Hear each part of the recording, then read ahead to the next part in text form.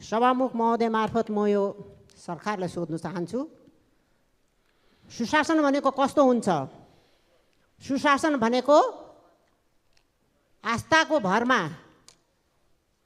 एकजनालाई हतकडी लगाएर 40 दिनसम्म कैद गर्नुलाई सुशासन भनिन्छ। हाम्रा वरिष्ठ उपाध्यक्ष रविन्द्र मिश्र आज 40 दिनदेखि हिरासतमा हुनुहुन्छ। उहाँले आस्थाको कारणले मात्रै उहाँलाई यो सरकारले सुनियोजित ढङ्गबाट आफ्ना घुसपेटहरू गराएर त्यहाँ चाहिँ दङ्गा उत्पन्न गरेर त्यसले एउटा ढुङ्गाले धेरैवटा चरा मारेको छ। जुन पार्टीसँग आफ्नो दुश्मनी छ त्यसको पार्टी जलायो, पत्रकारलाई मार्यो, एउटा निरपराध एकजना सबिन महर्जनलाई गोलीले हिर्कायो र त्यहाँ ताण्डव नृत्य गरेको छ यो सरकारले।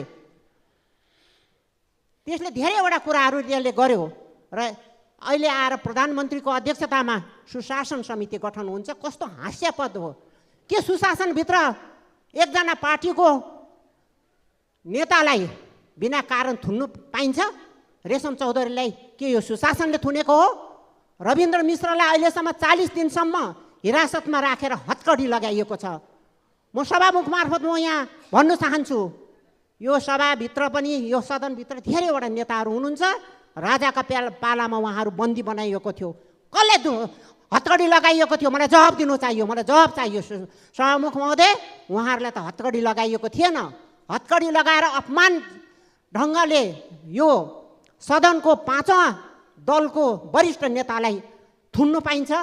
यति मात्र होइन, उताबाट एउटा कुनाबाट देखेँ मैले जिन्दाबाद कोनी के मुर्दाबाद भनेको सुने मैले। पल्लो कुनाबाट एउटा कालो कालो टोपी लगाएको एकजना चस्मा लगाउनेले भनेको जस्तो लाग्छ। मैले त बिर्सेँ उहाँको नाम पनि। बाहिर गएर जनतालाई हेर्नुहोस् के भन्दैछन् जनताहरूले, विदेशमा होस् स्वदेशमा होस्, कोनी के चोर देश चोर भन्छन्, मुर्दाबादको नारा लागिरहेको छ। तपाईँहरूलाई चेतमा आओस्।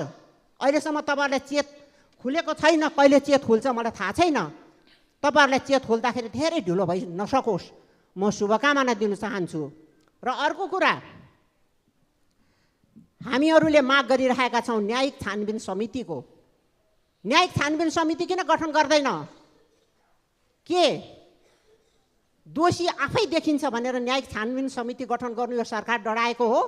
यो सरकार किन डराएको? यो सरकार, सभामुख महोदय, यो सरकार त यति काफर रहेछ। 85 वर्षीय नवराज सुवेदीलाई नजरबन्द गर्यो, नजरबन्द गरेर राख्यो र